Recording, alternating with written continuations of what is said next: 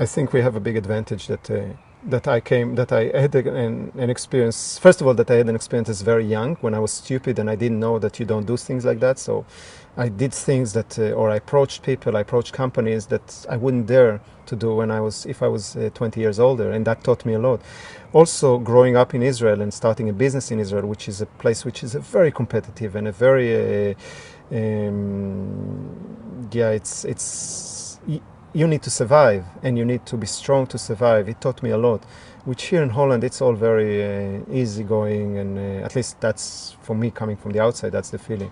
And having a business in the United States, both in the East Coast and in the West Coast, again, a mentality that goes a lot for competition, a lot for achievements, performance. You know, that's what is important more than anything else. You don't count in the amount of hours you work. You work 7 days a week. You work 18 hours a day.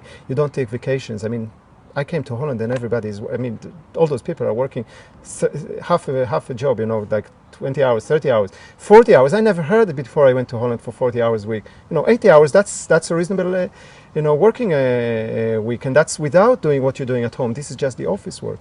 So it made me, you know, I'm a very hard worker. You know, I'm not lazy. I'm not. When I need to get something, I will get it done. It doesn't matter how many hours I need to work, how many days it needs to, or what the sacrifices that I need to do. And I think that helped. Part of the culture that everything is possible. It's a little bit part of the American dream, you know, everything is possible if you put your heart into it.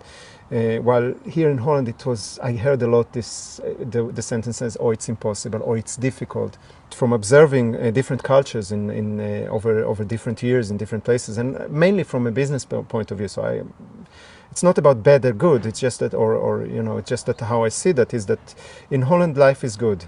And because life is good, there is no need to go for greatness. And that's why India and China are so great today, is because they didn't have something good. You know, when the education system is good, there's no reason to go to great. When the health system is good, there's no need to go to great.